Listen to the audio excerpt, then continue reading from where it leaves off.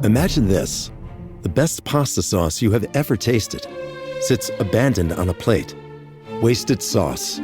That is a tragedy. If only you had used Barilla al Bronzo pasta. Its bronze-cut texture holds your sauce and scoops up every last drop. The Italians call that scarpetta. Capture sauce the Italian way. Barilla al Bronzo. Click or tap the banner to find out more. Los oyentes de La Cafetera sostienen este programa. Hazte mecenas y únete ya a la resistencia cafetera. radiocable.com/mecenas. Hola cafeteros, la verdad es que estoy muy contenta porque hoy por fin, después de más de un año que tuve que dar de baja mi suscripción, he podido volverla a dar de alta, ya que después de todos los tiempos del COVID y todo esto, que bueno, soy autónoma y fue un mazazo terrible para mi trabajo y para mi estabilidad y tuve que quitarme de muchos lujos. Por fin puedo volver a estar con vosotros, estar colaborando y pagando un proyecto que la verdad es que cada mañana me hace sentir que el mundo tiene un poquito de sentido, por una comunidad que es preciosa, que cuando estoy trabajando todas las mañanas os escucho y me hacéis sentir que el mundo puede ser un poquito mejor cada día. radiocable.com/mecenas. La Cafetera. Dirige Fernando Berlín. ¿Quieres un café? En el programa La Cafetera de Radio Cable. La ha entrevistado Fernando Berlín en La Cafetera. Esta mañana en La Cafetera de Radio Cable. Porque con las cosas que había dicho, que yo le oí la grabación del programa de Fernando Berlín. In the past 24 hours, we've taken out top military commanders, senior nuclear scientists, the Islamic regime's most significant enrichment facility. Estábamos reunidos y recibimos la infausta noticia de que Benjamín Netanyahu, primer ministro del gobierno del Estado de Israel, había ordenado un ataque criminal contra el pueblo de Irán. De inmediato, a través de la Cancillería, expresamos nuestro repudio absoluto, nuestro rechazo categórico a este ataque criminal que viola el derecho internacional, la Carta de Naciones Unidas y viola la estructura multilateral de la Organización de Naciones Unidas. My good friend and colleague, Speaker Melissa Hortman, and her husband Mark, were shot and killed early this morning in what appears to be a politically motivated assassination. This was an act of targeted political violence. Peaceful discourse is the foundation of our democracy. We don't settle our differences with violence or at gunpoint. Estoy aquí porque estamos hartos de las deportaciones, de los secuestros de nuestra gente trabajadora. Sabemos que no son criminales, aunque dicen eso en las noticias. Sabemos que los que andan agarrando son gente muy trabajadora y gente que son nuestros vecinos, nuestros familiares. Y estamos hartos de esto, especialmente aquí en Los Ángeles. Y os digo que jamás ha habido nadie de mi gobierno, ni nadie de mi equipo imputado por corrupción. Jamás. Y son 30 años. Jamás.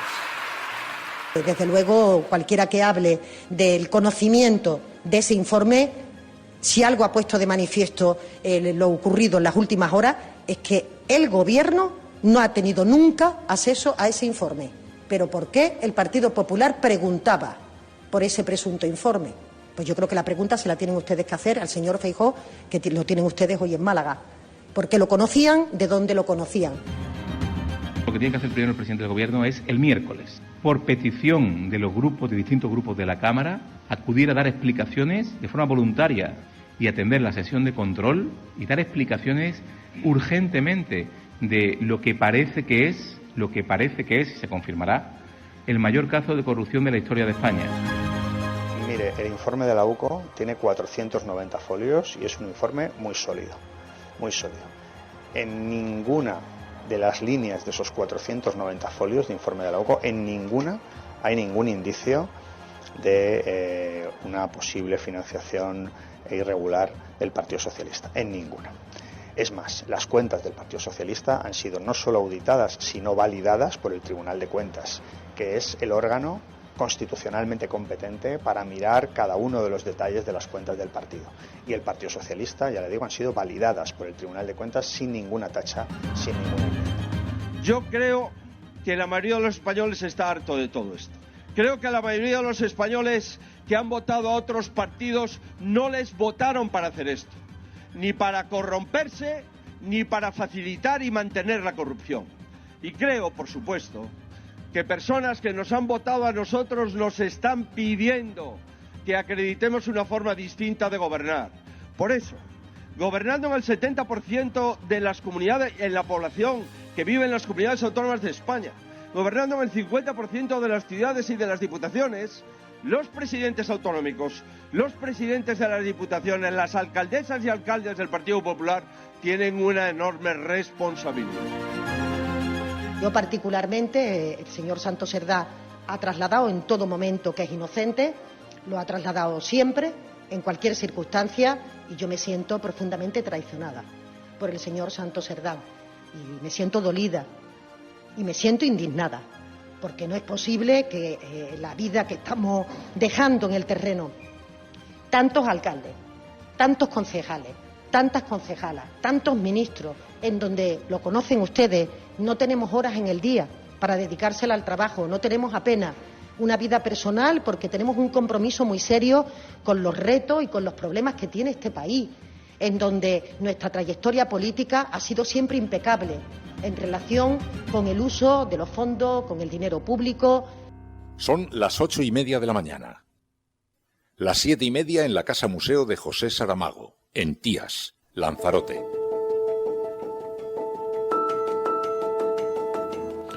Buenos días, mundo. ¿Quieres un café? Si no empezamos con un poquito de sosiego en esta semana que entra vaya y que de verdad cada fin de semana, menos mal, lo que pasa es que a toda esta lógica nos estamos empezando a acostumbrar siempre con un enorme estrés informativo porque los acontecimientos además nos van arrollando y día a día. Fijaos, cerrábamos la semana con una importantísima crisis en el Partido Socialista que todavía está por ser resuelta en España, que puede afectar al gobierno, puede hacer caer al gobierno. Es un escenario que nadie sabe muy bien cómo contemplar porque resulta paradójico. En el programa que hicimos el viernes, que yo os recomiendo escucharlo, porque hicimos además una cosa muy interesante, un ejercicio muy interesante que hacemos en los grandes días informativos de la cafetera, que es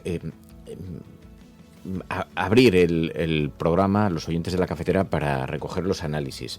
Y resultó muy interesante ver las diferentes aproximaciones a la crisis del Partido Socialista. Pero había una idea que subyacía en todas ellas. Es la alternativa que hay por delante es tan preocupante como lo que está ocurriendo. Y eso que le da un cierto colchón, un cierto balón de oxígeno al gobierno, porque seguramente toman conciencia de esto, seguramente son conscientes de esto. Es tal ¿qué más lo habrá hecho el Partido Popular con Vox? ¿Qué necesidad hay para que reflexionen? Que incluso teniendo sobre la mesa uno de los casos más graves de corrupción por los que ha pasado el Partido Socialista, que además nos va a dejar horas de conversaciones telefónicas, estamos viendo desde lo legal a lo social con un montón de capítulos realmente bochornosos de cómo se repartían el dinero, de cómo contrataban a las prostitutas, una cosa verdaderamente sangrante. Bueno, pues ¿cómo será? Yo si fuera el PP abriría un proceso de reflexión para que todavía la gente esté diciendo sí, pero es que fíjate la alternativa que hay por delante, porque al fin y al cabo estos tíos ya los han echado, los han sacado del partido, está por ver si alcanza todavía más o no, si hay otras personas involucradas, si hay financiación ilegal o no en el Partido Socialista. Las incógnitas son extraordinarias, son brutales. La crisis es salvaje para el PSOE.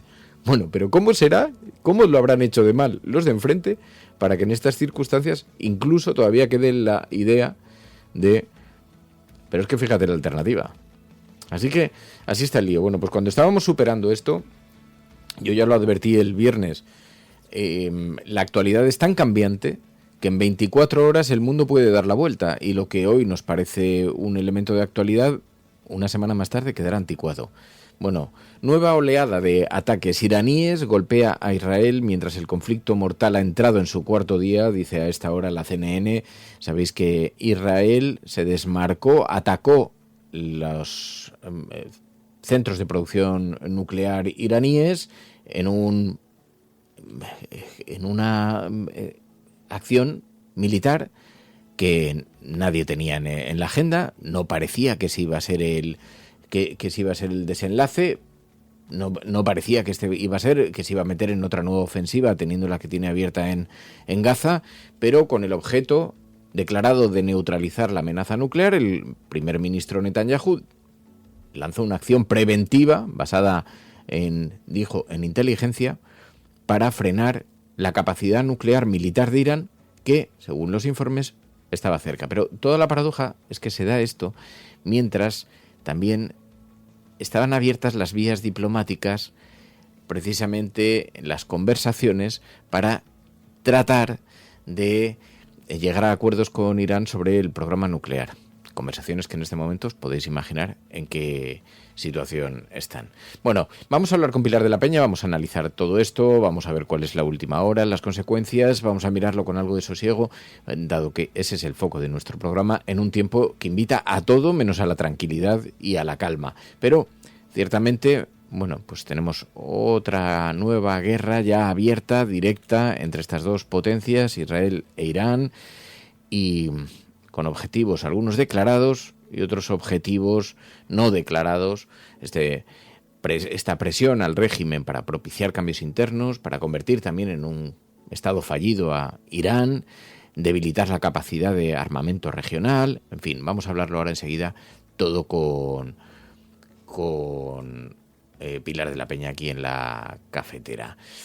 Estás escuchando La Cafetera y si lo estás haciendo, no estás sola. Buenos días, mundo. Sírvete un poquito de café que comenzamos aquí, que tenemos muchas cosas de las que hablar.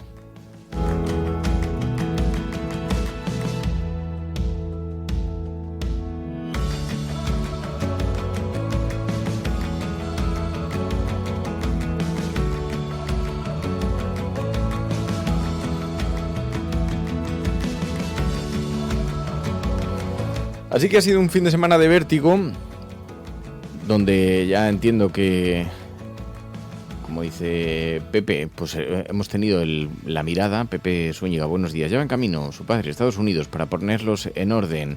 Buenos días, capitán Alatriste. Dice, ¿no asesinó Israel al negociador principal de Irán? Buenos días, capitán Alatriste. Mamen, muy buenos días. Realidad Nelson. Aludes, Gamermal. Andreu Romaní, muy buenos días. Vesubio. Case, un montón de gente que se está incorporando a esta hora, y a todos los que os vais incorporando en diferido también y que vais además participando en el debate del programa a través de los mensajes, en YouTube, a través de los mensajes en Spotify. Os lo agradezco mucho que dejéis mensajes, porque es verdad que luego nos sirve a nosotros para conformar también nuestra línea editorial. Entonces, participad, aunque estéis escuchando el programa en diferido, aunque lo estéis haciendo a través de Spotify o de iVoox o de YouTube, y dejad vuestros mensajes sobre los temas a los que estamos aludiendo, que luego nos sirven a nosotros también para reflexionar en torno a todo esto.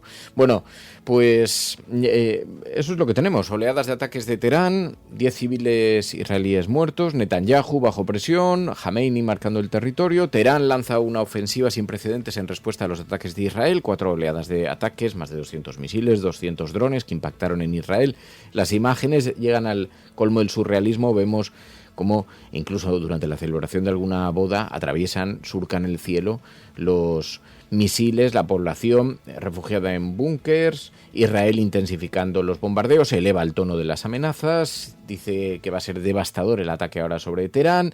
En fin, que no parece que nadie introduzca una gota de sentido común, que algo que comenzaba con un cruce de acusaciones entre Netanyahu y el líder supremo iraní, y decían ambos dos, la guerra apenas ha comenzado. We're in the midst of one of the greatest military operations in history. رژیم صهیونیستی اشتباه بزرگی کرد. عواقب او رو بیچاره خواهد کرد. In the past 24 hours, we've taken out top military commanders, senior nuclear scientists, the Islamic regime's most significant enrichment facility, and a large portion of its ballistic missile arsenal. More is on the way. زندگی برای اونها تلخ خواهد شد بدون تردید. فکر نکنن که زدند و تمام شد. نه، ما به اونها اجازه نخواهیم داد که از این جنایت بزرگی که انجام دادن خودشون رو سالم خلاص کنن. The regime doesn't know what hit them. They don't know what will hit them.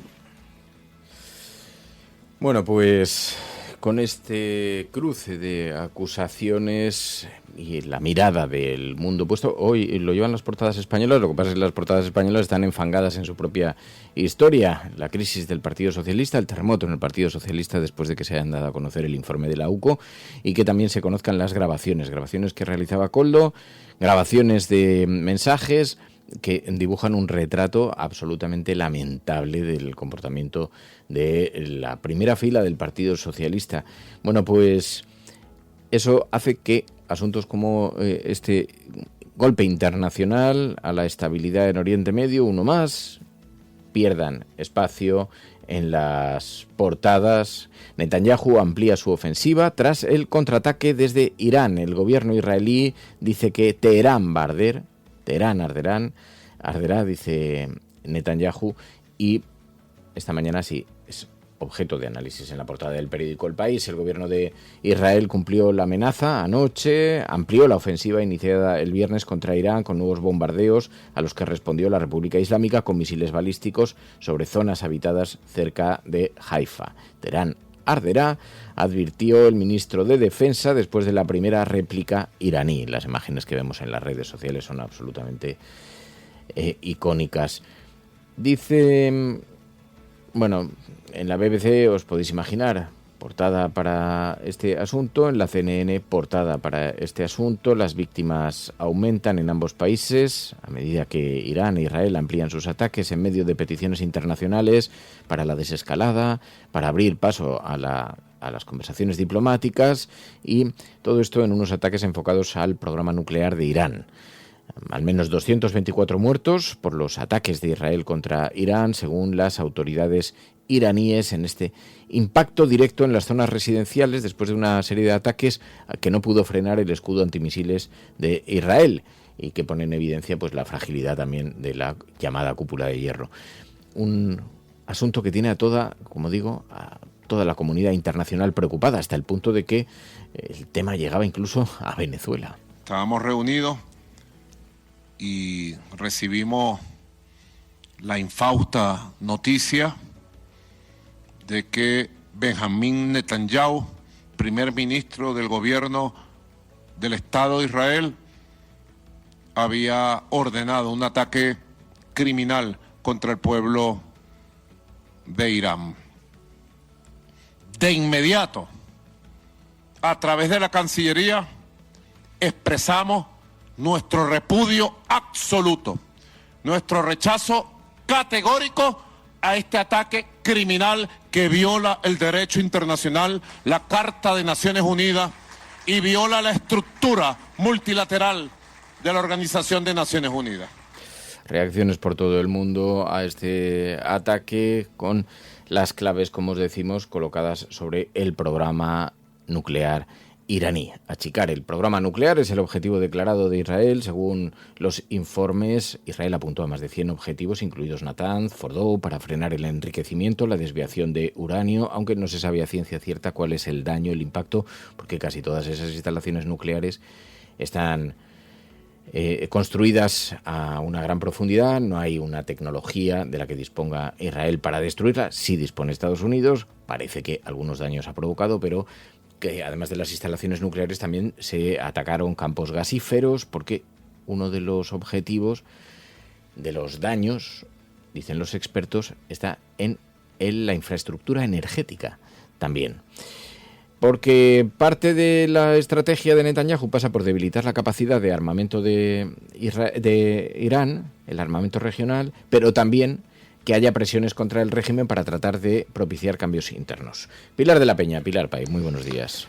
Hola, buenos días. Bueno, pues con máxima tensión, de nuevo, una vez más, en Oriente Medio, ahora con el conflicto escalado, abierto, directo contra Irán. Máxima preocupación, claro. Sí, máxima preocupación. Es verdad que este ataque de Israel sobre Irán no estaba quizá en el radar, ha sido por sorpresa, aunque es verdad que la semana pasada hubo un momento en que Estados Unidos evacuó a su personal y lanzó una serie de advertencias y eso se interpretó como una señal de un posible ataque inminente, pero realmente este ataque ha sucedido en plenas negociaciones y además Donald Trump estaba bastante optimista con estas negociaciones que estaba llevando a cabo su gobierno con el gobierno iraní para tratar precisamente de llegar a un acuerdo sobre el arsenal nuclear, que es pues la gran obsesión de Occidente, ¿no? Evitar que Irán pueda desarrollar un programa de armas nucleares. Este ataque de Israel se supone, o al menos el objetivo era intentar desmantelar o dañar aún más la capacidad de Irán para desarrollar esta bomba. De hecho, ha sido muy llamativo que varios de los ataques han ido directamente contra científicos de este programa iraní y se habla de más de una decena de fallecidos, además de altos cargos de la Guardia Nacional y del gobierno iraní. Porque en el fondo, lo comentabas un poco entre líneas en lo que decías, ¿no? El objetivo, si no el principal, uno de los grandes objetivos de Israel con este ataque y en general en su política exterior es forzar un cambio de régimen en Irán, es acabar con el gobierno de los ayatolá y con el actual estado que rige ahora mismo en Irán.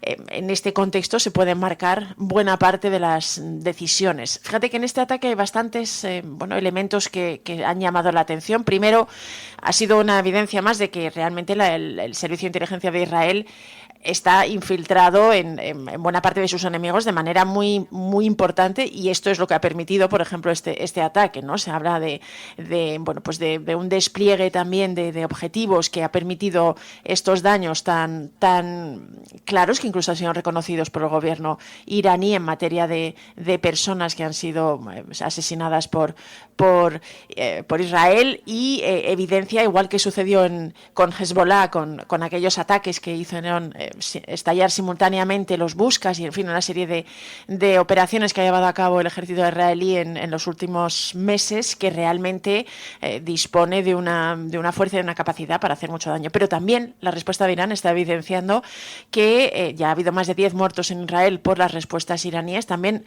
evidencian cierta vulnerabilidad, o una vulnerabilidad mayor de la que le gustaría al gobierno de Netanyahu. Lo cierto es que toda esta operación lo que ha dejado es una situación, es un polvorín que en cualquier momento puede estallar. Es verdad que los países occidentales están muy implicados en intentar pedir contención a ambas partes y evitar que esto se convierta en una guerra total. Estados Unidos incluso, hay algunos analistas que decían que este ataque de Israel no ha pillado en un buen momento a Donald Trump, ¿no? Le ha dejado además un poquito desautorizado de cara a esta negociación que estaba llevando a cabo con el gobierno iraní. Pero es verdad que Estados Unidos está intentando aprovechar la coyuntura para volver a tener unas cartas favorables, y en este sentido, pues están presionando a Irán para que la respuesta no desencadene una gran guerra regional. Pero lo cierto es que hay mucha preocupación y también pues la constatación de lo poco que importan las vidas humanas, ¿no? Ya se habla de más de 200 muertos, ya te digo, más de 10 en Israel también, y como todas estas operaciones pues no tienen desde luego la vida, la protección de los civiles y de la propia población como el gran objetivo. Están los objetivos declarados por Israel, que hemos escuchado abiertamente, pues neutralizar la amenaza nuclear, la autodefensa a la que han citado. Israel se considera que legitimado por el derecho internacional para responder directamente a los primeros lanzamientos a los drones iraníes, pero en este ataque preventivo que ha hecho lo hacían aludiendo a la intención de evitar prevenir un nuevo holocausto. Y con esta amenaza en tono de advertencia histórica, Netanyahu aludió a este asunto comparando el peligro nuclear con las amenazas existenciales de Israel y justificando todo eso. Claro, sí, atacan al programa nuclear iraní, dañan las infraestructuras energéticas, debilitan la capacidad del armamento regional también, que de alguna manera a ver cómo ¿Cómo impacta todo esto en las milicias como Hezbollah, los hutíes? En fin, la verdad es que es un avispero absolutamente extraordinario, pero Estados Unidos sí parece que permanece en un segundo plano, ¿no? Está justificando a Israel, está amenazando a Irán, pero de momento no está interviniendo directamente, ¿no? No, de hecho, en esta operación que ha llevado a cabo Israel en Irán, parece que no ha tenido ningún tipo de intervención. Parece, según reconoció el propio Donald Trump, que sí fue avisado, pero que fue una decisión unilateral del gobierno de Netanyahu y que no ha contado con armamento y con tecnología estadounidense, ¿no? Algo que, dado que el gobierno de Trump estaba inmerso en la negociación, de hecho tenían previsto reunirse este domingo otra vez para intentar dar nuevos pasos hacia ese acuerdo sobre el arsenal nuclear. En este contexto, al gobierno de Donald Trump le interesaba que quedara claro que no habían intervenido militarmente, al menos esa es la versión que se ha dado. En cualquier caso, sí que realmente el ataque ha sido llamativo. También es verdad que la respuesta de Irán, siendo también hasta entrando dentro de una cierta contención, pero está alcanzando objetivos significativos en Israel. Es decir, ha provocado varias muertes. Se habla incluso de que ha atacado también a infraestructuras eléctricas en Israel, y realmente la situación es pues muy delicada y de gran tensión, por no mencionar pues la cantidad de víctimas civiles que ya han registrado ambos países, ¿no? Se mira con mucha preocupación y, en todo caso, pues también a la espera de cuál es la actitud de Rusia, cómo va a responder China ante todo esto, cómo el resto de aliados también se posicionan, porque hemos visto a Venezuela enviando un mensaje de una cierta contundencia, pero es verdad que para Venezuela pilla suficientemente, extraordinariamente lejos, ¿no? Pero, claro, todo esto desestabiliza la poca estabilidad que quedaba ya en esa región. Bueno, sin más respuesta, la Unión Europea, de nuevo, pide contención, pero pues en este estado de inacción en el que está la Unión Europea, pues tampoco se conocen otras repercusiones más allá de esa, y mucho debate en torno a la fragilidad demostrada por el escudo de misiles de Israel. La cúpula de hierro. Por la cúpula de hierro. Y luego, Pilar, pero es que este fin de semana ha sido extraordinario también en un montón de pequeñas cuestiones. En Estados Unidos hemos visto celebración del cumpleaños de Donald Trump, con parada militar incluida. $40 millones de gasto, creo. Una auténtica salvajada. 45 incluso. Y una cosa absolutamente grotesca que se ha montado por su propio cumpleaños. Pero además, violencia política. Se mira con muchísima preocupación el asesinato de Melissa Hortman, senadora, con su esposo. Un acto de violencia política, como lo definía el gobernador de Minnesota. My good friend and colleague, Speaker Melissa Hortman, and her husband Mark were shot and killed early this morning in what appears to be a politically motivated assassination. Minnesota's thoughts and prayers are with her family, her loved ones, her children and her parents. Dos políticos demócratas tiroteados en sus casas en Estados Unidos. Dos congresistas que fueron tiroteados en sus casas. Esta mujer asesinada junto a su marido. También a John Hoffman, que resultó herido. La mirada puesta en cómo está desencadenando en violencia política toda la estrategia de la ira, del odio, de la polarización, de la crispación. Sí, realmente el fin de semana ha sido demoledor desde el punto de vista o casi distópico en Estados Unidos. Se mezclaba estas imágenes de este gran desfile militar, que era un poquito una de las cosas que más añoraba Donald Trump y que más evocaba, ¿no? La idea de hacer un gran desfile, un poco imagen de lo que se hace en Rusia, de lo que se hace en Corea del Norte, que es un asunto llamativo, pero es que encima este desfile, técnicamente y en realidad, era un desfile que conmemoraba los 250 años de existencia del ejército estadounidense, y en este contexto pues se organizó un gran desfile con más de 6.000 soldados, con armamento y una cosa intentando ser muy visual, pero se hizo coincidir con el cumpleaños de Donald Trump. Es decir, que haciendo que estas dos efemérides coincidieran, por las calles de Washington se organizó este enorme desfile que además, pues con una especie de... Hicieron incluso el ejército un regalo especial a Donald Trump. Todo esto se escenificó el mismo día que además, digamos, todo el movimiento que está indignado con Donald Trump en Estados Unidos había convocado enormes manifestaciones por todo el país bajo el lema de No Kings, de no reyes, un poco denunciando esta especie de deriva casi, pues desde luego autoritaria y casi en sentido de convertirse en un emperador que parece que está, en la que está embarcado Donald Trump.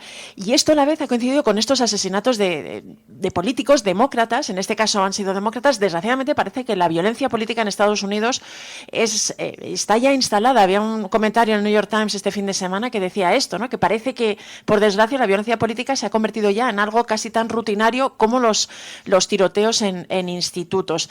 En este caso concreto, la última hora es que han detenido al responsable, se llama Vance Bolter, al menos era el señalado por la policía y por las autoridades como el autor de este asesinato de dos, de una congresista y su marido, y el intento de asesinato de otro senador estatal en Minnesota y de su mujer, que en este caso lograron sobrevivir al ataque, pero este individuo, Vance Bolter, al parecer, según ha difundido la policía, entró en la casa de estos dos representantes demócratas, les disparó vestido de policía, luego huyó, se organizó una gran caza al hombre por todo Estados Unidos. Finalmente, la última hora es que lo han detenido, y se trata de un personaje que, como escuchábamos en el audio anterior de Tim Walz, que es el gobernador de Minnesota, que fue de hecho el candidato a vicepresidente en la candidatura de Kamala Harris, él decía que era un acto claramente motivado por la política, por violencia política. Al parecer el autor de estos atentados tenía una lista de objetivos políticos, y esto hace que también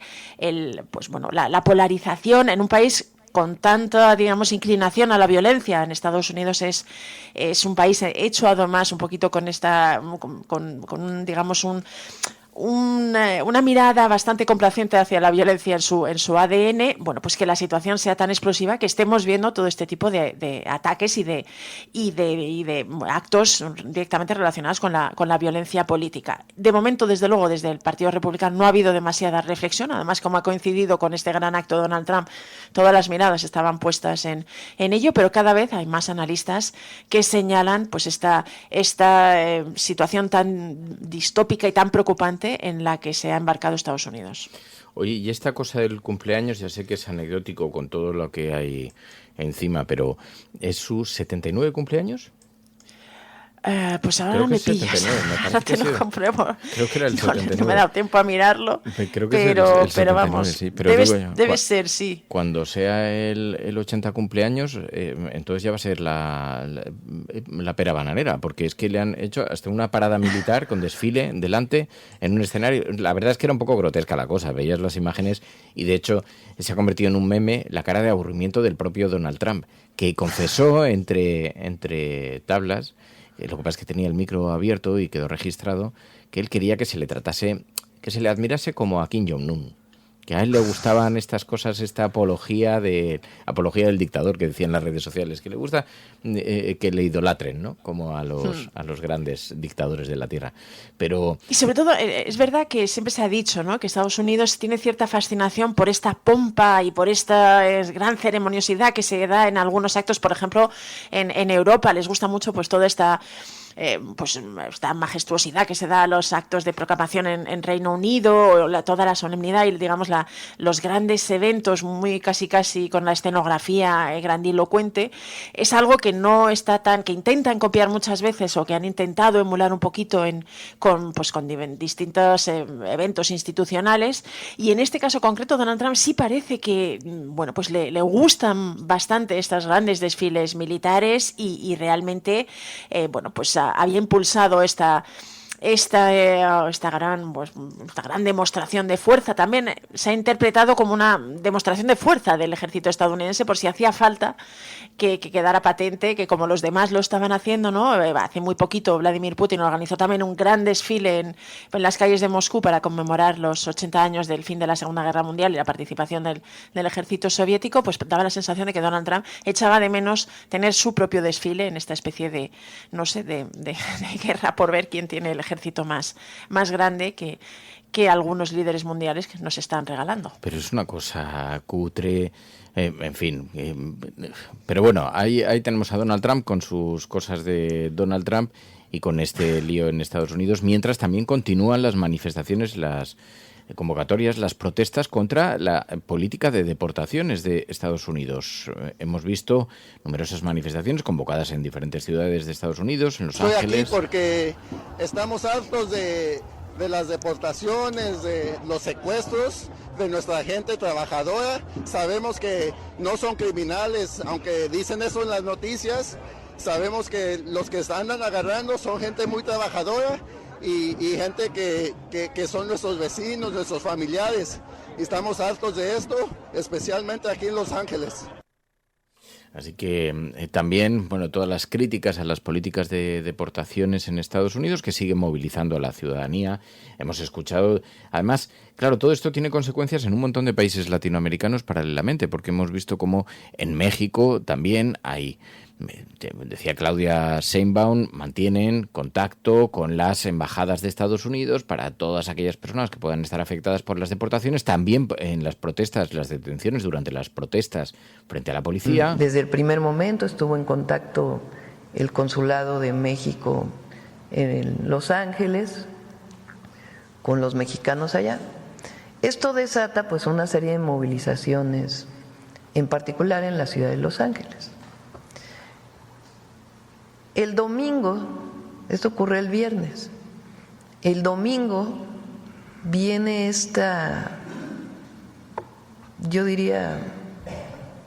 yo catalogué como provocación hace 2 días, en donde hay 2 escenas con banderas mexicanas, una en una motocicleta y otra encima de una patrulla incendiándose, que yo dije tal cual, parecen más provocaciones que otro tipo de acciones. Desde el primer momento nosotros dijimos, no estamos de acuerdo con las redadas como forma de atender a los migrantes en Estados Unidos, y tienen todo el apoyo de los consulados. Pero siempre llamamos, es decir, nunca hemos llamado a una movilización violenta, jamás, en toda nuestra vida.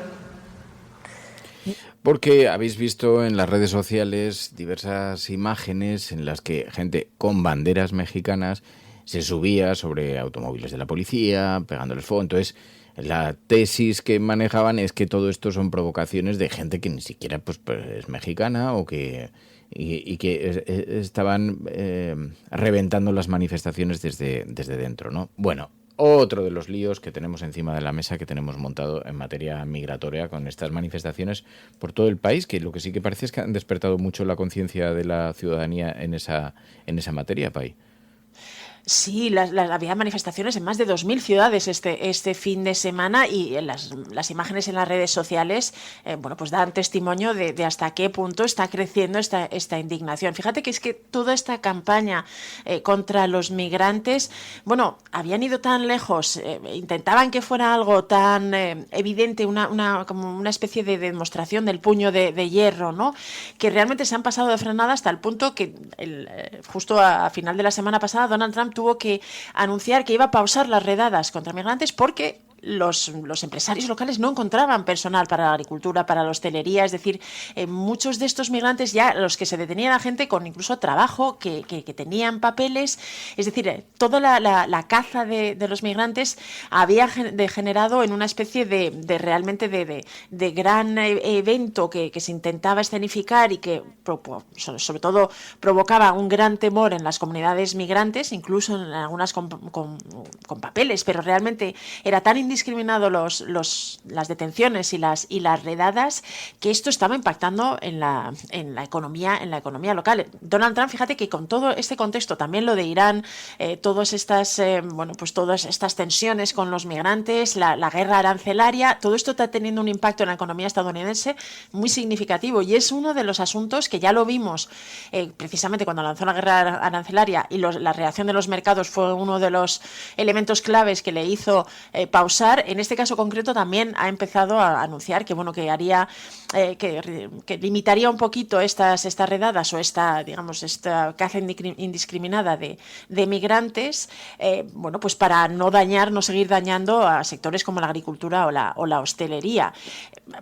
Lo tremendo de esta campaña contra los migrantes de Donald Trump es que intenta criminalizarlos pues con acusaciones de ser los peores delincuentes, de estar casi protagonizando una invasión de Estados Unidos, de ir contra los valores, pero la gran mayoría de ellos son precisamente inmigrantes que estaban integrados, que tenían trabajo, que estaban sosteniendo la economía estadounidense, y que, como decía este audio, ¿no?, que eran padres de familia que solo querían sacar adelante sus familias, y el hecho de que la población estadounidense viera cómo esta campaña se estaba llevando por delante a todas estas personas es uno de los motivos que también está impulsando las protestas y todas estas denuncias e incluso reacciones contra las deportaciones. Hay incluso estadounidenses que están escoltando a los que están haciendo guardia en las comunidades de inmigrantes para intentar protegerles y evitar que actúen los agentes del Servicio de Inmigración. Así que toda la situación es realmente complicada e insólita en Estados Unidos, ¿no? Así que, en fin, el panorama está divertido para esta última etapa previa al verano, queridos amigos.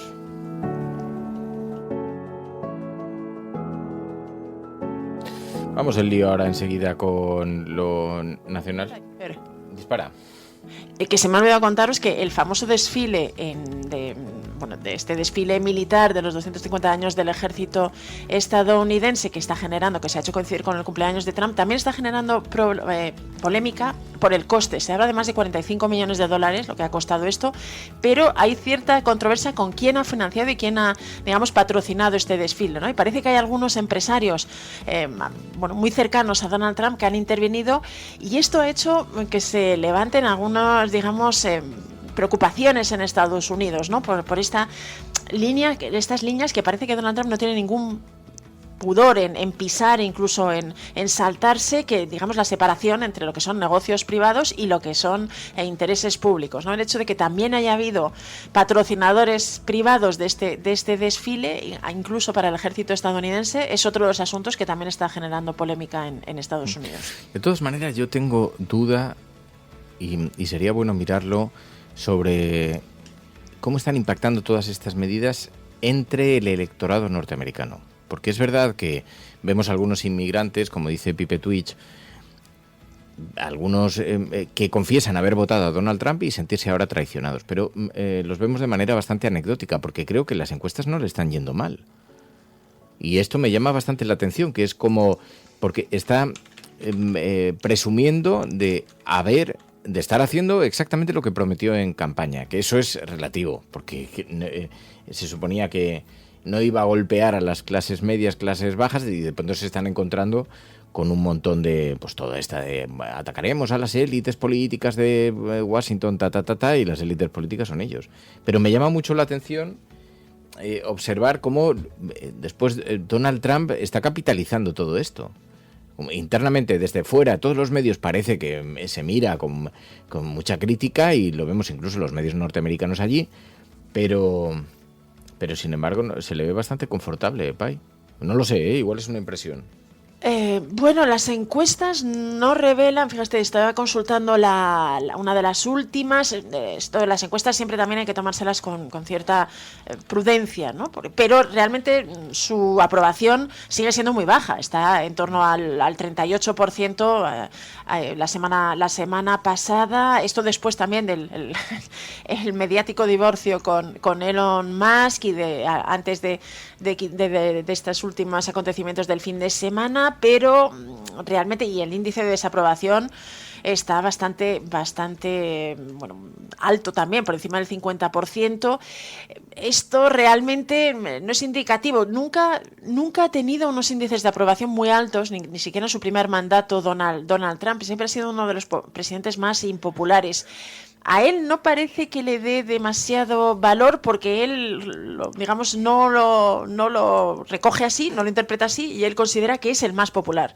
Así que, desde luego, para su autoestima no le afecta, y desde luego para sus intereses y su visión y lo que está decidido a hacer no tiene un gran impacto. En cualquier caso, todas estas encuestas de opinión sobre la popularidad de Donald Trump no tienen un gran valor en un país en el que las siguientes elecciones, hay elecciones de medio mandato que podrían afectar a la composición del Congreso y al Senado, que tradicionalmente sí es un golpe para los presidentes, pero que para un presidente como Donald Trump, que está gobernando a golpe de decreto, podrían ser un pequeño daño, pero hasta dentro de 2 años, ya te digo, son 2 años después de las presidenciales en las que se renueva parte de las cámaras. Esto podría significar algún tipo de revés para Donald Trump, pero dado las características que está adquiriendo este mandato, pues tampoco serían tan graves. Así que, en teoría, toda esta popularidad o impopularidad de Donald Trump tiene un efecto limitado, porque dado que no hay elecciones en el horizonte, pues no tendría por qué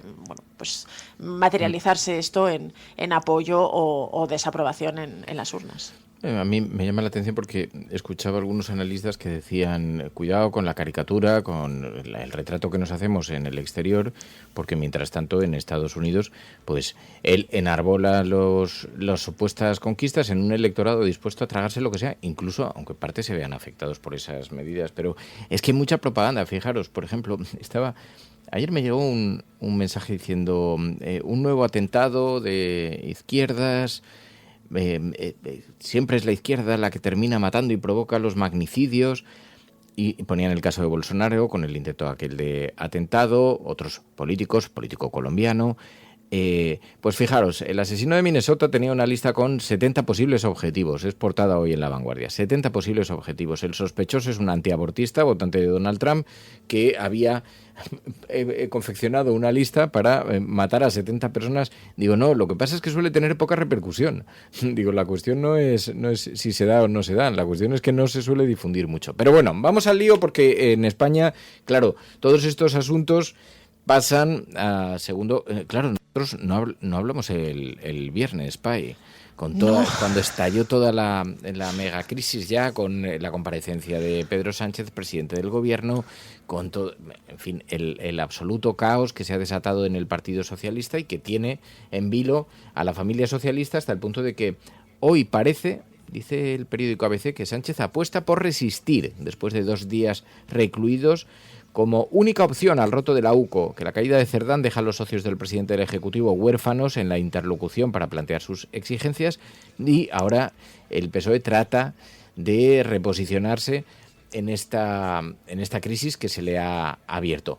Una paradoja que a mí me parece bastante interesante es que, como sabéis, toda esta crisis se ha desatado porque el que era aparentemente el más tonto del grupo, Koldo, y lo voy a decir así abiertamente, el que creían que era el bobo de la historia, sacaba la grabadora y ha terminado por dinamitar el gobierno. O sea, tiene grabadas todas las conversaciones, tanto con sus jefes, cuentan en los oscuros callejones de la corte que él se justificaba diciendo: no es que yo haya querido grabar, es que lo hacía para no tener que tomar notas, para no perderlos tal. No es que lo hiciera con una doble intención, pero ahí estaban las grabaciones intervenidas por la UCO, perdón. Y el que parecía el bobo de la historia resulta que es el que ha dinamitado, como no hemos visto precedentes aquí, porque claro, hay grabaciones, las voces, el reparto, está todo documentado, es una pasada. Y ese tono, ¿no? Quizá de estas grabaciones lo que más indigna es el tono y la desvergüenza con la que hablaban de ofrecer, de cobrar comisiones, de amañar contratos. Quizás lo que más indigna y lo que más bueno, pues irrita, ¿no? en todo este caso. Yo, de todas formas, entiendo que Pedro Sánchez quiera intentar resistir. Para alguien cuyo libro autobiográfico se tituló Manual de Supervivencia o de Resistencia, Manual de Resistencia creo que era, bueno, pues es parte de su filosofía vital y desde luego política, y con todo lo que bueno, pues está en juego es evidente, pero realmente el daño al gobierno, al PSOE y a la democracia española, a la credibilidad, a la confianza de los ciudadanos es enorme, y creo que bueno, pues basar tu gobierno en eso, en la resistencia frente a los temores sobre lo que puede ser la alternativa, que yo puedo compartir, pero me parece bastante triste y bastante pobre, y además creo que bueno, pues que va a tener un daño importante sobre todo en la confianza del electorado. O hacen algo muy contundente para intentar o para justificar que esto no está tan institucionalizado y tan instaurado como desde luego parece por los audios que puede llegar a estar, o creo que el daño desde luego en la reputación va a ser muy difícil de remontar.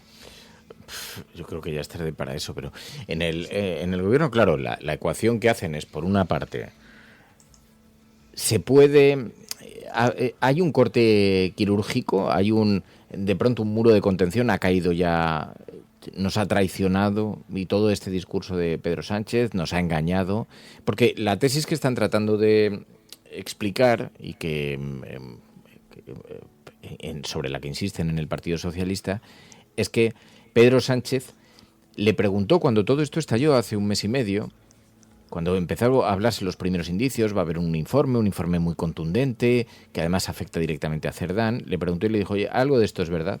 Esta es la tesis que está tratando de extender el Partido Socialista, ¿eh? No digo que yo la crea ni la suscribo. Y entonces Cerdán le dice, te juro que no, yo en absoluto jamás me he metido en ningún asunto turbio, mira, están hablando de un Audi que es mentira, es mi coche y tal, y entonces de pronto en el PSOE creen que puede ser verdad, y él se lo niega a todo el que le pregunta. Cuando aparece el informe de la Guardia Civil el pasado jueves, y se conoce ya en su extensión demoledora, con transcripciones súper armado, yo he visto muchos informes de la Guardia Civil y este es de una extensión y de un detalle, pero además con gráficas, es increíble, o sea, el informe es una pasada. Y cuando aparece esto, llama Sánchez a Cerdán y le dice, ¿esto qué cojones qué es? Ya le llama enfadado porque le ha estado mintiendo durante este tiempo, y entonces ahí provoca su cese. Y un ministro le dice, no, lo citas en Moncloa y que ruede su cabeza por las escaleras, que es el titular que llevaba Esther Palomera en el diario.es. A ver, es una tesis que yo entiendo que el Partido Socialista quiere colocar un muro de contención y quiere hacer algo muy escénico, pero que resulta difícil de creer. Han tenido mucho tiempo para prepararse la respuesta. Aquí lo que está planeando es la sospecha de la financiación ilegal, porque llevaba muchos años repartiéndose comisiones, mangoneos, contratación de prostitutas en medio, o sea, todo lo que ha pasado con Koldo y Ábalos, esto es tan grotesco que es imposible creer que esto no lo supiera Sánchez, que al fin y al cabo tienen un gobierno a su disposición. Lo que a mí me insisten es que el informe de la UCO no lo tenían. Que ellos de hecho estaban intentándolo conseguir, pero no por vías directas, porque nadie se atrevía a pedírselo a la Guardia Civil, porque te denuncian al día siguiente, porque eso es ilegal. Entonces, que ellos no sabían exactamente qué iba a salir allí. De hecho, hay una imagen demoledora de Cerdán en el Congreso de los Diputados leyendo las 400 páginas en su móvil, sentado en su escaño, cuando se conoce el jueves. Una imagen absolutamente bochornosa. Bueno, ¿qué puede pasar? Claro, antes decíamos, es que el PSOE lo tiene muy difícil, pero es que la oposición tendría que hacer un ejercicio de reflexión. ¿Cómo será? A ver, yo tampoco es nada científico, pero la petición que hicimos aquí el jueves, que nos enviasteis mogollón de mensajes, tanto en audio como en texto, hay una consigna que se repite sistemáticamente, que es, pero cuidado que es que la alternativa es peor. Y esto a mí me parece alucinante, porque debería hacer reflexionar a alguien en el Partido Popular. No es el epicentro de esto, es indiscutible que la crisis que tiene abierta el PSOE es la que es. Y es de una dimensión estratosférica. Pero claro, cuando vemos después la escalada, por eso el PP está apuntando todavía al desgaste. No van a proponer una moción de censura. Están intentando jugar flojo porque dicen que se cuezan en su propio caldo, ¿no? Pero bueno, hay muchos mensajes que todavía quedan algunos aquí en la cafetera. Así que os agradecemos. 627-002-002, el WhatsApp del programa. Bueno, la crisis del gobierno. El problema de las mordidas de todos los políticos de un partido o de otro viene porque la ley no está bien hecha. Es decir, si todos los concursos de obras o del motivo que sea se hacen desde el primer euro, ahí no podrá intervenir la administración asignándole, porque es menos de 100 euros, asigno a esta empresa, y si es más, si lo saco público. Sí, porque además ahora estamos conociendo los detalles de cómo se producen, con los sobrecostes, con las ampliaciones de presupuesto, cómo se producen las mordidas. Probablemente es muy difícil de perseguir, tampoco es un fenómeno exclusivamente nacional, que yo digo, hay que fustigarse, pero hay que fustigarse lo justo, que esto pasa en todos los países del mundo. Todos los grandes partidos tienen acusaciones de financiación ilegal, la mayor parte de ellos, pero es que ha pasado en Francia, lo estamos viendo, ha pasado en Portugal, lo estamos viendo en el Reino Unido. Forma parte, la cosa es cómo ponemos freno a esto. Y la primera cuestión que yo me planteo es ¿por qué no se está colocando el foco sobre las empresas que pagan? Me parece absolutamente llamativo, que el viernes lo decíamos. Aquí tenemos algunas empresas que son grandes conocidas de la infraestructura pública, que salen citadas en el informe de la UCO y, oye, habrá que hacer, pues si usted ha pagado comisiones ilegales, no va a volver a contratar con la administración pública. Ya verás cómo se acaban las comisiones ilegales. Claro, lo que pasa es que nadie quiere hacerlo. Ese es el problema, que nadie se atreve a hacerlo, ¿no? Las mordidas. Pero en todo caso, parece que Sánchez está dispuesto a resistir, dice el periódico ABC. Podría resistir, podría hacerlo, porque como os contábamos el viernes, claro, aquí hay un problema, que puede que el gobierno esté sufriendo una campaña de acoso y derribo, pero el problema es que han encontrado carne que morder. Es que, claro, me decía alguien del Partido Socialista, me envió un mensaje, me decía, fíjate cómo coincide en el timing, es que sale el informe y además lo tiene Feijóo y además, no sé qué, digo, ya, pero además es verdad. O sea, dice, es que esto está hecho para dañarnos electoralmente y nunca volver a gobernar. Digo, hombre, ayudaría bastante no rodearte de corruptos. Igual, ¿sabes? Es una... Dice... Bueno, el caso es que es verdad que fue especialmente comentado y aplaudido el comentario de Vicent que nos enviaba el viernes. Lo voy a volver a buscar, porque está diciendo Angélica, tienes que volverlo a poner, porque explica un poquito eso sobre los corruptos, los corruptores, también sobre las alternativas y todo eso, Pai. Pero bueno, ¿qué tal? ¿Cómo has visto el follón? Bueno, pues con bastante decepción, porque creo que lo que quizá la reacción es decir, bueno, ¿en qué estado están las instituciones en España? ¿Están los partidos políticos?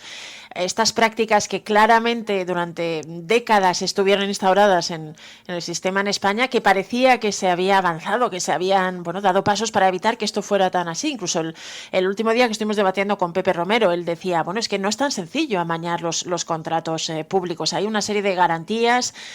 Claro, quizá lo que me parece más dañino de estos audios, de este caso concreto, si no se demuestra lo contrario, es que da la sensación de que todo sigue igual, ¿no? Que sigue funcionando igual pues el sistema de contratación pública, y en este caso coincido contigo, alguien también debería empezar a exigir responsabilidades a las empresas, incluso las propias empresas que se quedan fuera de estos contratos, porque otras empresas son las que pagan estas mordidas. Si esto es así, creo que más allá de la responsabilidad política o de lo que pueda pasar con el futuro concreto de Santos Cerdán o de Pedro Sánchez, creo que tenemos un problema mucho más serio como país, ¿no? Y para la credibilidad, lo que te decía, a mí me parece que lo más preocupante de todo esto es el daño que se le hace a la credibilidad y a la confianza de la ciudadanía hacia las instituciones y hacia el sistema, ¿no? Y luego abona además pues todos estos discursos de los ultras diciendo bueno, pues que esto no, que este estado corrupto y que todo esto realmente hace que cueste defender o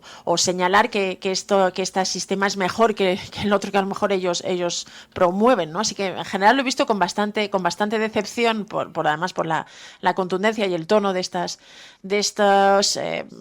grabaciones y de estos audios. Y luego ya políticamente pues habrá que ver. Pedro Sánchez tiene tal capacidad de resistencia que veremos hasta dónde es capaz de llegar, pero bueno, ahí está. Vamos a hablar también con Pepe Romero. Ay, que además con lo poco que le gustan estas cosas, a Pepe Romero debe estar absolutamente escandalizado el terremoto que se está viviendo, que alcanza las cotas más altas. Pepe Romero, muy buenos días. Muy buenos días. Que es una cosa, pero fijaos, estaban pidiendo por petición popular, Vicent nos enviaba un mensaje que emitíamos el viernes y decía Vicent, hacía esta reflexión. Buenas noches. Estoy escuchando varios programas de televisión y estoy un poco hasta los cojones de que esto se trate como un tema moral y como si fuésemos niños. Debería pedir elecciones, debería adelantar, debería dimitir y dices, ¿y dimitiendo o convocando elecciones, en qué va a cambiar la corrupción? ¿En quién cobra?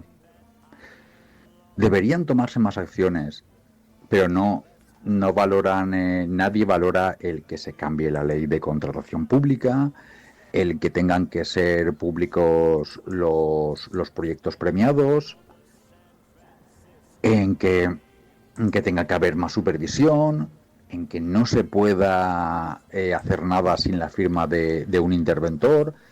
No sé, eso es hacer algo contra la corrupción. Pero el que simplemente pide elecciones, ¿y qué? O vuelven a salir ellos, o salen los otros. Pero al final lo único que cambiaría como mucho es quién cobra. Y esto, de todas maneras, me parece que se está hablando como para niños, no para personas adultas.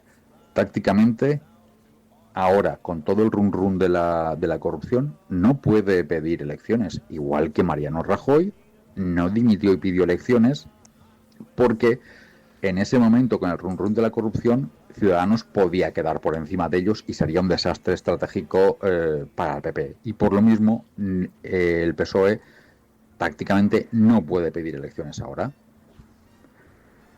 ¿Que nos quieren vender temas morales? Cuando esto nunca ha ido de temas morales y nadie piensa en temas morales cuando se presentan las elecciones, pues vale. Cuando salgamos de la guardería, lo veremos de otra manera. Pero yo creo que lo más interesante es que es verdad que sí, porque además la respuesta del Partido Socialista tampoco se puede dar en clave moral. Si quieren de verdad abordar esto, pues tendrán que presentar un plan. Es que Sánchez dijo que se retiraba 5 días porque estaba siendo objeto de un ataque sin precedentes, él y su familia, y que iba a haber cambios, y los cambios ni están ni se los espera. Y aquí pasa un poquito lo mismo. O sea, ¿aguantará o no aguantará? ¿Convocará elecciones? ¿Dimitirá o no? ¿Es responsable o no es responsable? ¿Cómo le afecta? ¿Cómo tal? ¿Qué tiene que hacer? ¿Tiene que dimitir? No lo sé. Pero lo que sí que es cierto es que lo que no puede es marcharse sin que se tome una sola medida respecto a esto. Porque el siguiente tampoco las va a tomar. O sea, entonces, si no hay algo de crédito en eso... Pero bueno, Pepe, que tenía muchas ganas de hablar contigo. ¿Cómo lo ves? ¿Qué te parece? Bueno, pues como todos, yo creo que la ley de contratos es bastante exigente. Otra cosa es que para que estas cosas pasen, pues tiene que haber implicados también gente que esté metida dentro.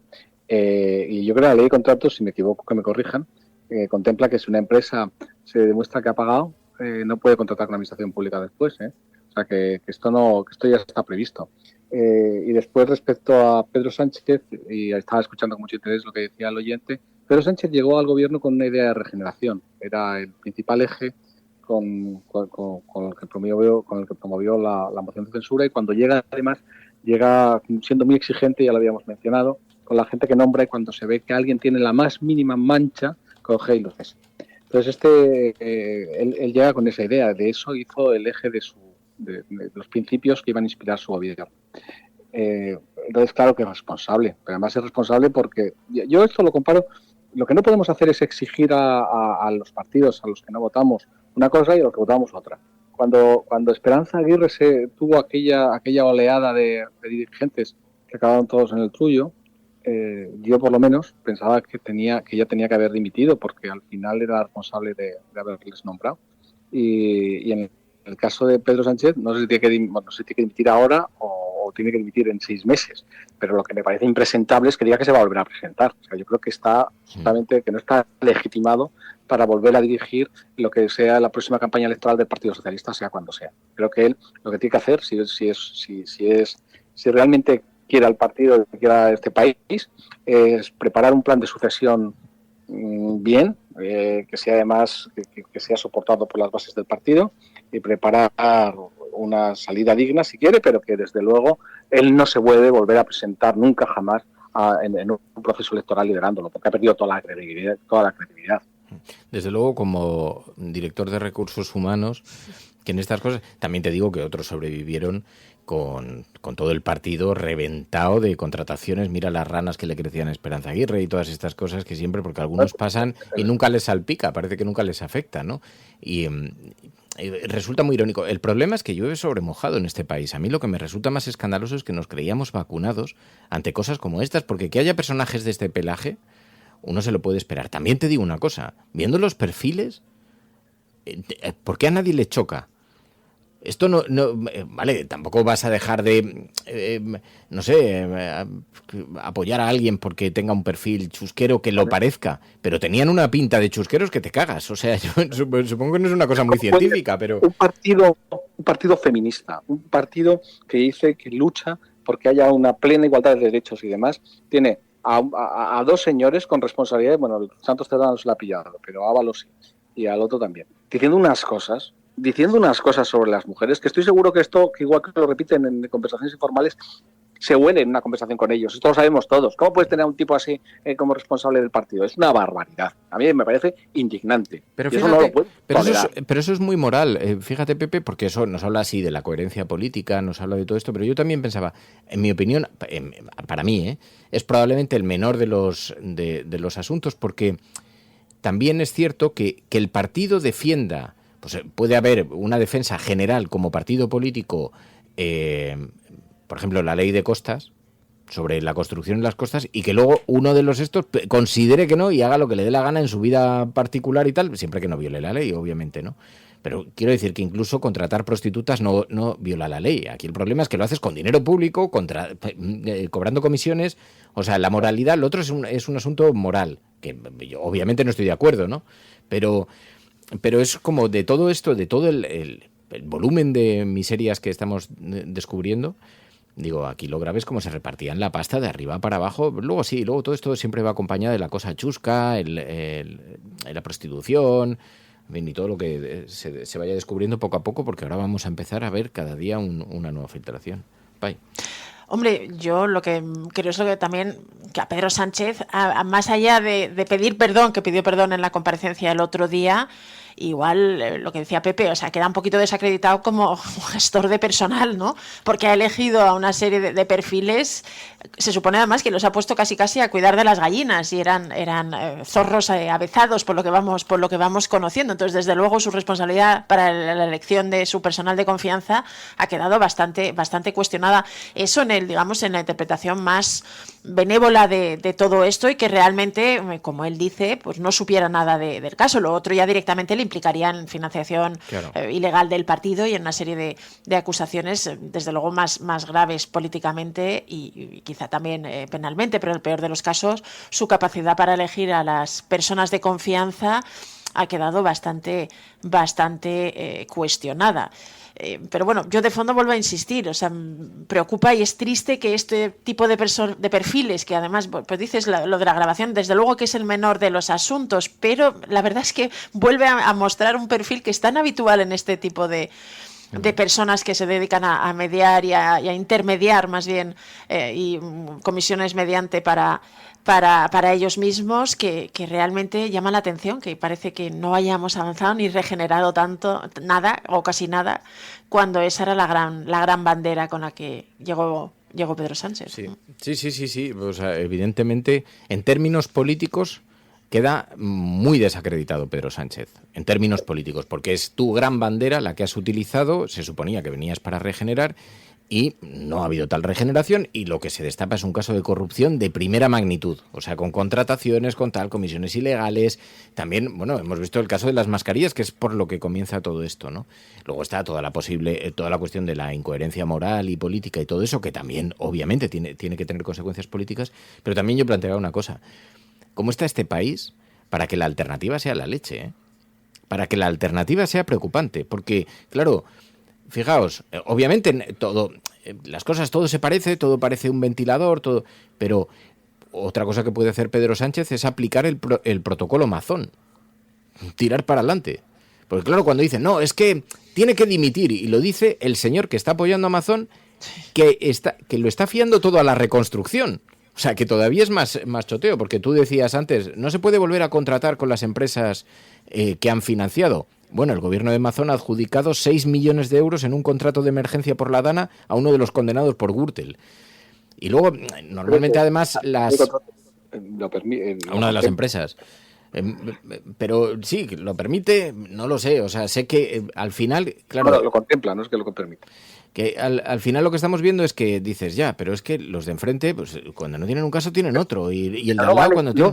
Ya está bien de esto de los de enfrente, ya está bien. No, a mí eso no me sirve. Mira, no, además, sí, porque tendrás que ir a votar después. Tiene otro problema ahora mismo Pedro Sánchez, que es un problema interno. Él puso a Cerdán a hacer la reorganización de las regiones para quitar a aquellos que le molestaban. Ya ha salido Lambán, el presidente de Aragón, diciendo, claro, a mí el que me hizo la operación para sustituirme fue Cerdán, y ha puesto a la ministra portavoz ahí a sustituirle. Total. Y tiene toda la razón. Es que no puede ser.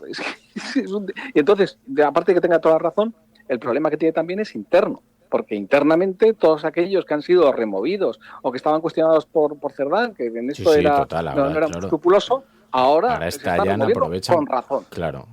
Con razón no, porque un partido político es eso, o sea, son familias políticas y el que gana arrolla con los que se quedan. O sea, eso siempre ha sido así, pasa en todos los partidos políticos y forma parte del rollo. A ver, tienen que repartir poder, eso es la política. Pero, claro, todos los disidentes, todos los que estaban agazapados, todos los que han sido también purgados, pues todos esos ahora sí se encuentran legitimados. Porque además aquí hay una cuestión. El problema no es que yo creo que es verdad que están atacando al Partido Socialista y que estamos viendo cosas flagrantes como que los informes de la UCO disponen de ellos el Partido Popular antes que nadie. Estas cosas que estamos viendo que son verdaderamente grotescas. Cuando, oye, al fiscal general lo han emplumado por filtraciones. Aquí da igual, mientras la haga el PP, nadie mira, se da por hecho, ese no es el asunto capital. Digo, hombre, no es el asunto capital, también es el asunto capital. Pero no habría nada si no hubieran encontrado una gran montaña de basura, que es lo que han encontrado. Entonces ahí el Partido Socialista poco puede defenderse de eso. Dice, no, es que nos atacan. Dice, hombre, os atacan pero porque os han pillado. O sea, es que claro, pues ahí... Dice, porque todo lo de la mujer, por eso no estaba calando en la opinión pública. La mujer de Sánchez, bueno, parece más hipérbole que otra cosa. Puede que haya algo que sea, no sé, incoherente, nepotismo, puede haber pequeñas cuestiones de esa naturaleza. Pero el problema es que estamos escuchando los audios de Ábalos y de Koldo repartiéndose la pasta. O sea, es que de esa no se recupera un partido político.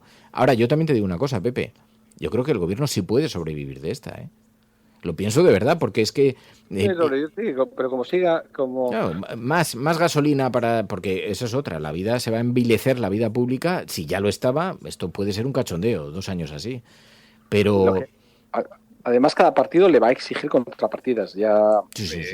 Yolanda Díaz le ha dicho que tiene que gobernar más hacia la izquierda, pero claro, Junts y PNV le dirán que tiene que gobernar más para ellos. Yo creo que las dos cosas son incompatibles. Pues yo lo veo, sí, que puede tirar, pero vamos, sin hacer nada relevante. No va a hacer nada relevante. Nada. Sí, ese es el tema, ¿no? Seguir y gobernar, es verdad el tema de la alternativa, pero ¿para qué? Y probablemente destrozando una serie de valores o algo de la confianza que también, pues, de cara al futuro, pues pueda ser más dañino, ¿no? No lo sé. Es verdad que la situación es complicada. También fíjate que al final no es bastante revelador que Feijóo no se plantee la moción de censura porque, claro, le obligaría a contar con el apoyo de los votos de Junts y le pasaría un poquito lo mismo, ¿no? Es decir, sería un gobierno, hombre, Feijóo podría hacer la moción de censura y convocar elecciones también para intentar aprovechar esto, pero también se expondría una vez más a la constatación que el electorado español está como está y no apoya al 100% esa idea de gobierno del Partido Popular con con Vox, bueno, no solo no apoya al 100%, sino quería decir que ni siquiera tendría, igual se jugaría y no tendría ni siquiera la mayoría para gobernar. Así que sí, desde luego políticamente y con el juego del parlamentario que hay que hacer, es una situación muy complicada. Pero yo también me pregunto en este contexto, quizá un poquito porque todavía está muy reciente la indignación y la decepción por todo lo que estamos conociendo, que siga gobernando, ¿para qué? ¿No? Y con qué fin. Hablaba de un proyecto de país en el que, bueno, con el que muchos de estos partidos que estaban apoyando al gobierno se sentían identificados y probablemente lo puedan seguir estando, pero cuesta trabajo ver que se va a avanzar en ese proyecto cuando en paralelo se han estado permitiendo este tipo de comportamientos pues por dentro con el tema de la contratación pública. Lo que pasa es que si yo soy Bildu, si yo soy Junts, si yo soy Sumar, si yo soy Esquerra Republicana, si yo soy incluso Podemos, ¿la alternativa cuál es? Sí. Por Porque eso te digo que en el juego parlamentario tú pídele a Bildu, por ejemplo, le dices, no, ha traicionado en los márgenes de contratación. Porque luego hay una cosa enrevesada, Pepe, que yo entiendo el argumento porque lo estoy escuchando estos días, es que las concesiones que hace Pedro Sánchez, bueno, las concesiones que hace Pedro Sánchez están legitimadas democráticamente. No le gustan a una parte del país, es evidente, nunca las votaron, pero no les gustan. Pero la legitimidad democrática te la da a tener peso. Esto es un amigo mío extremeño que decía, es que yo lo que echo de menos, o lo que envidio, es no tener unos políticos como los de Junts. Dice, porque están, sí, todo el día demandando, todo el día exigiendo, todo el día encabronados, dice, pero ellos consiguen cosas para Cataluña que nuestros políticos nunca han conseguido para Extremadura. Entonces la legitimidad no viene derivada de que Puigdemont sea un cachondo y que le caiga bien a Sánchez. Es que tiene los votos con los que pueden arbolar esas peticiones. Por ejemplo, la de la amnistía. Dice, ¿es para salvar su culo? Bueno, pues no, porque probablemente la ley de amnistía salga y no como la quiere Puigdemont. Creo que va a salir adelante, además, porque ha estallado todo este caso ahora. No es casualidad. Lo que pretenden es frenar el pronunciamiento del Tribunal Constitucional de los próximos días. O sea, el timing es verdad que está absolutamente afinado, porque lo que quieren es frenar la ley de amnistía que va a salir adelante ahora. Salvo que se asuste ahora el Constitucional y digan, cuidado que este gobierno está muerto, no vamos a hacer esto, que nos devoran a nosotros, patatín, patatén, patatero, que es lo que se pretende hacer con este movimiento. Dicho lo cual, pero si es que lo que han denunciado es verdad, que es lo grave. Koldo, Cerdán, Ábalos, todo eso existe, y entonces ahí el Partido Socialista poco. Pero te digo, pueden sobrevivir perfectamente, porque la alternativa para el resto de los partidos de coalición o de apoyo, la alternativa es peor. Pero la pregunta de Pai es muy inteligente, ¿sabéis para qué? Porque esto, lo único que va a haber es una parálisis, aprobarán 3 o 4 cosas, pues eso. Y no sacarán nada importante de lo que queda de la legislatura, nada. Y si pero no, ¿qué sacó importante Aznar en la segunda legislatura? ¿Qué sacó importante Zapatero en la segunda legislatura? Pero ya estamos, siempre estamos con ¿qué hizo aquel? ¿Y qué haces tú, que eres el responsable? Pero tú que no estoy hablando de la corrupción. Radio, porque tú dices, no, es que como la COPE haces mierda de programa de radio, yo también hago una mierda de programa de radio. No, hombre, no. Pepe, no es un argumento. No, lo que no es un argumento es pensar que en la segunda legislatura tienes que sacar cosas adelante, porque en ninguna segunda legislatura se sacaron cosas adelante. Entonces no es verdad. O sea, la segunda etapa, los 2 años que quedan de legislatura, los 2 años... Mientras tanto, así está la vivienda. Bueno, lo que tú quieras, pero lo que quiero decir es que no es verdad que la inacción... No, los ciudadanos no tienen problema. Salvemos a Sánchez. No. Lo que estoy diciendo, Pepe, es que es falso la premisa de partida, no es real. Aunque te enfade mucho, no es real. O sea, es que el gobierno va a tener una inacción total. Digo, bueno, es que la inacción siempre se da en esta altura de la legislatura, siempre. Y en segundo lugar, ya se ha culminado el gran proyecto político, que a la derecha no le ha gustado nada. Nada. Que también te digo que va a envejecer muy bien con el tiempo. A la derecha nada. Pero Cataluña queda pacificada respecto al 1 de octubre. Y esto es el gran elemento, y para eso no hacía falta ni dinero, ni hacía falta aprobar los presupuestos, ni nada parecido. Entonces, todo eso está muy bien, pero digo, sí, grandes proyectos políticos ya he hecho. Añádele un montón de pequeñas iniciativas relacionadas con el salario mínimo, con un montón de pequeñas cosas que se han aprobado, que se pueden seguir aprobando, porque dices que no, pero se pueden seguir aprobando.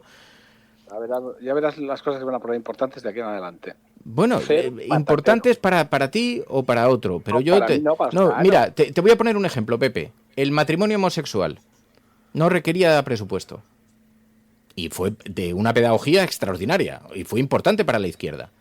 Hay un montón de medidas relacionadas con la inmigración que se pueden poner y que se pueden sacar adelante y que no requieren presupuesto. Y derechos civiles, derechos sociales. Claro, a la derecha no le van a gustar nada y va a estar deslegitimado y va a recibir hostias todos los días. La derecha, estás gobernando con la derecha. Que Junts no es un partido de izquierda. No, pero no estás gobernando con ellos. Necesitas sus votos para algunas materias, no para otras. Porque necesitas para sacar cosas adelante. Sí, Lo que quiere decir es que no tienes mayorías para sacar cosas adelante. Sí. Pero bueno, puedes hacer... Oye, vivienda. El problema de la vivienda es que parte está relacionado con las comunidades autónomas. Tampoco se puede cambiar mucha cosa. A gusto. Es imposible llegar a acuerdos. Yo creo que es un momento en que yo creo que lo único que puede hacer es, desde mi punto de vista, es intentar crear las condiciones para crear una estructura sana dentro del Partido Socialista, pasar un tiempo, convocar elecciones e intentar que esto...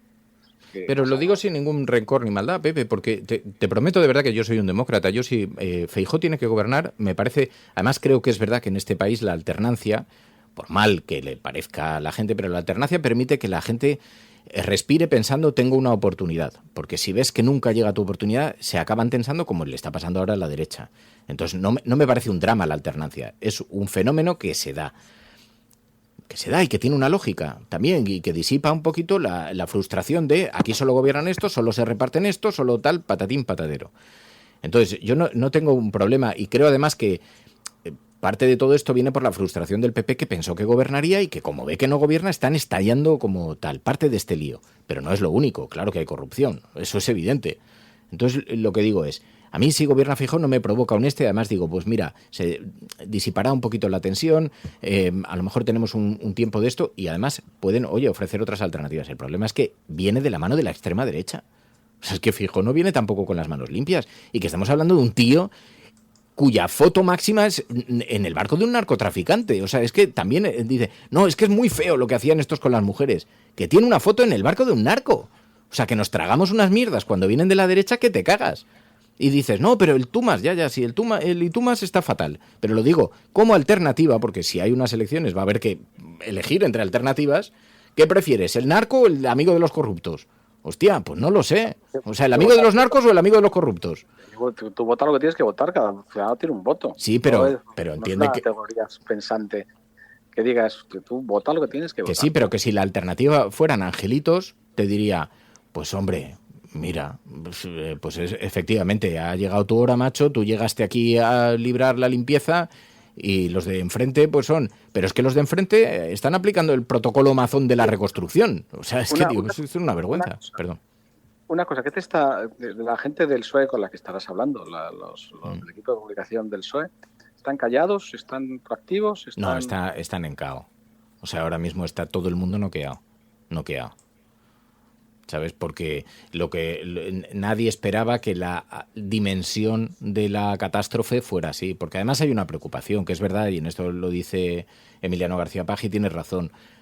El miedo es que ayuntamientos, comunidades autónomas se adelgacen en las próximas elecciones. Claro, quedan 2 años hasta las próximas municipales autonómicas, aunque creo que hay unas antes, pero hasta las generales así autonómicas, creo que son 2,27, ¿no? Sí, en el 27.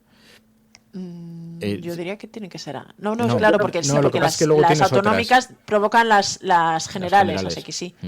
Entonces, lo que hay es una preocupación extraordinaria de cómo todo esto... que por eso Emiliano García Paje decía, es que me lo trasladan desde las comunidades autónomas y desde las... Entonces ahora hay mucha presión de las comunidades autónomas y ayuntamientos para que vayan las generales antes y no les perjudiquen mucho. Pues no sé. Pero yo, claro, sí, lo que pasa es que... No sé. También un adelanto electoral es que no resuelve. O sea, yo digo, como ciudadano, planteo esto también porque parto desde el espacio progresista, entonces me toca las narices, digo, acabar en manos de no, o sea, porque además lo que no creo es que me vayan a robar menos, o sea, lo digo preventivamente. Lo que creo es que me van a robar además dinero y derechos, y eso me toca las narices. ¿Qué quieres que te diga? Porque yo veo cómo se está apostando a la reconstrucción en Valencia y digo, pues tampoco hemos aprendido nada ahí. O sea, ¿esto qué broma es? Pero vale, digo, yo como progresista, obviamente no me gusta lo que ha sucedido. La cuestión es que alternativas, o sea, tiene que haber alternativas para este país. Porque unas elecciones, ¿qué alternativas hay? Porque si por lo menos alguien dijera, no, este es mi plan contra la corrupción, estos 10 puntos. Bueno, por eso decía que el PSOE tiene que, ahora Pedro Sánchez tiene que hacer un plan que sea realista sobre cómo puede recuperar cierta credibilidad. Pero desde luego él puede dirigir ese proceso, pero después tiene que dar un paso atrás. Yo creo que Sánchez está amortizado. Esto que dijo ese día, que dijo el jueves de me voy a volver a presentar. Sí, yo creo que eso... Lo que pasa es que también... perdón, Pai. No, yo creo que de todas formas la interpretación, o sea, la comparecencia, de Pedro Sánchez también hay que interpretarla probablemente estratégicamente, ¿no? Él es sorprendente la capacidad que tiene para el control de daños o para desarrollar estrategias, ya ha dado varias pruebas de ellas, y que es posible que vaya dando pues pequeñas pistas o que vaya dando algunas cosas o diga algunas cosas para intentar ganar algún tipo de ventaja o algún tipo de pues de marcar algo la agenda y luego vaya retrocediendo. Creo que además, dada la capacidad de acción-reacción que tiene Pedro Sánchez, es posible que esto fuera una especie de máximos, ¿no? De que pensara que se pueda volver a presentar. Yo también creo que es muy complicado que él vuelva a presentarse y pueda capitalizar algún tipo de mensaje ilusionante para el PSOE o para movilizar a la izquierda. Creo que sobre todo que esto yo sí creo que es un elemento definitivo. Pero también es verdad que antes de esto, Michavila decía que se estaba reforzando Pedro Sánchez. Y esto también hay que mirar, porque una cosa es lo que dice el ABC en su portada, que es no podrá gobernar, y otra diferente que las encuestas no le estén dando ese reforzamiento a Pedro Sánchez. Y lo decía Michavila, que no es sospechoso, que es el gran encuestador de la derecha, GAT3.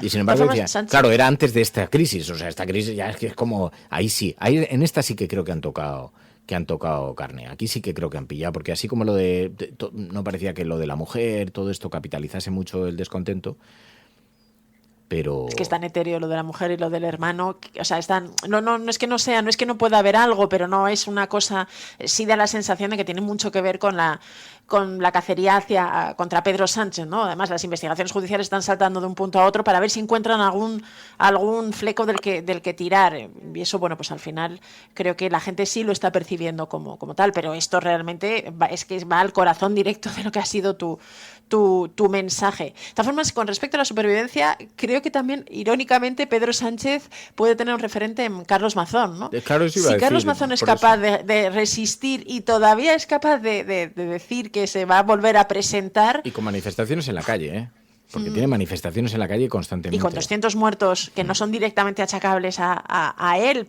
Esto es una lectura muy fácil, una acusación muy gruesa, pero con 200 muertos sobre la mesa, que no es muchos familiares, mucha gente dañada, muchos... pero sin embargo, por eso digo, y luego hay otra cosa, que el contexto también nunca se sabe. O sea, cuando dicen, va a caer, porque de esta no sobrevive.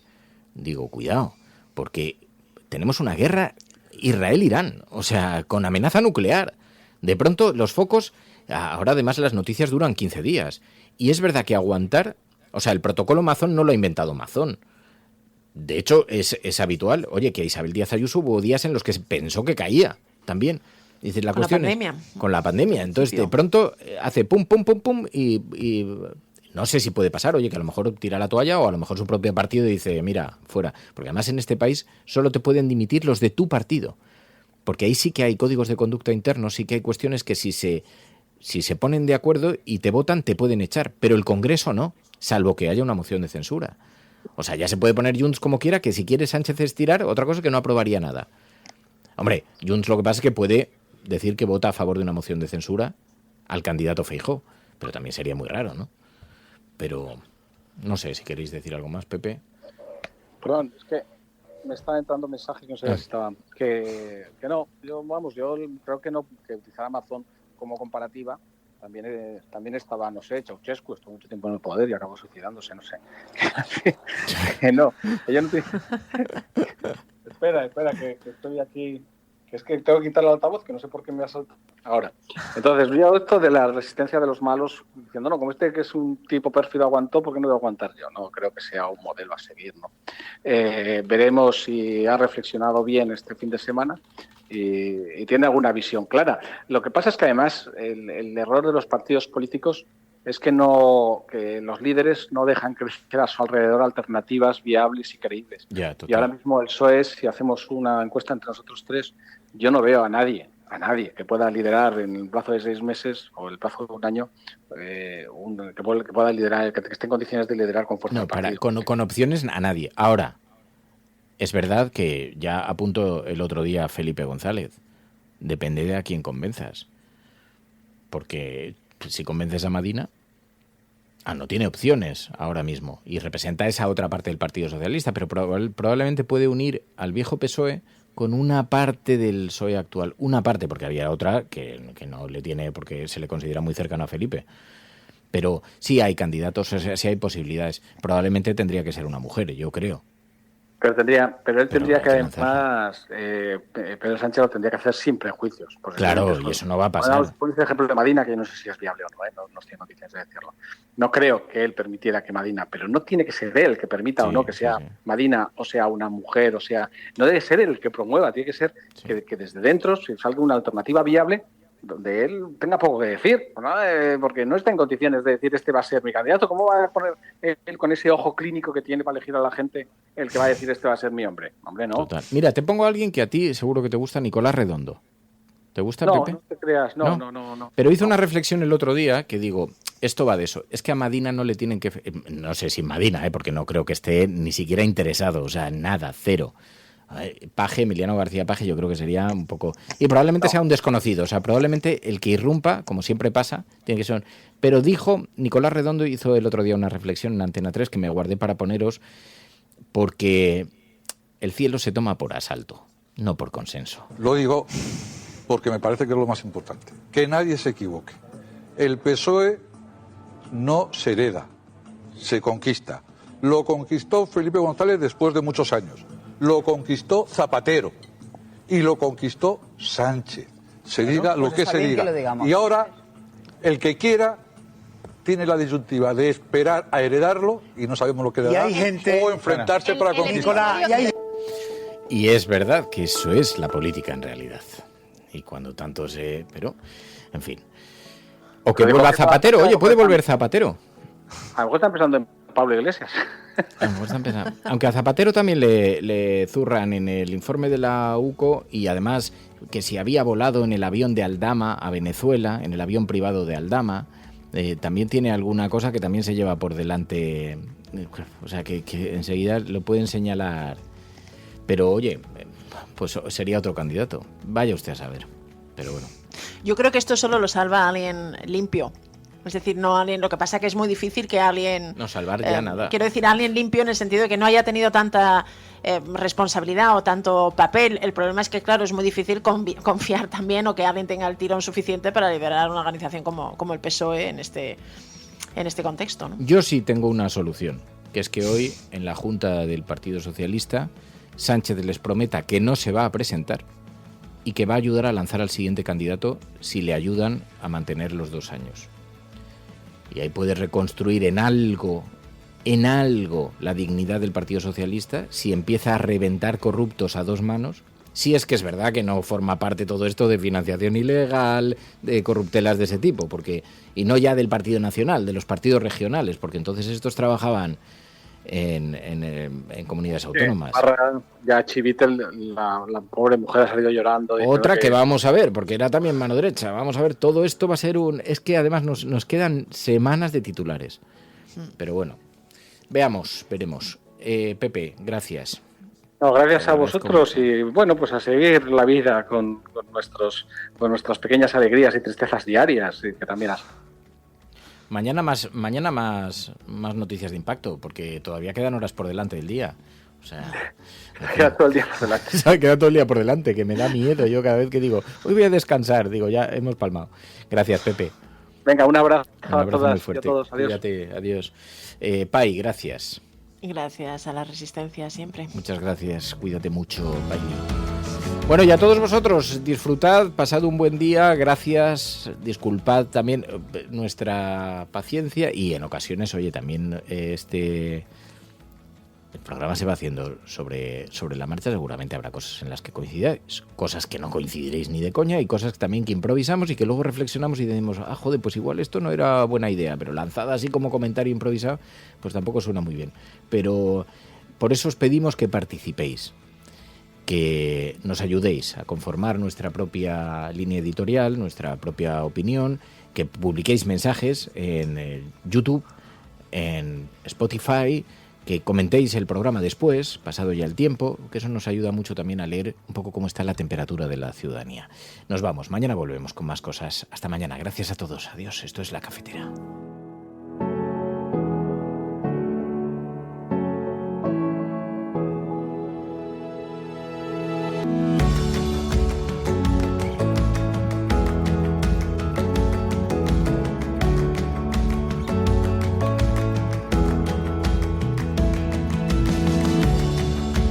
Los oyentes de La Cafetera sostienen este programa. Hazte mecenas y únete ya a la resistencia cafetera. Radiocable.com/mecenas.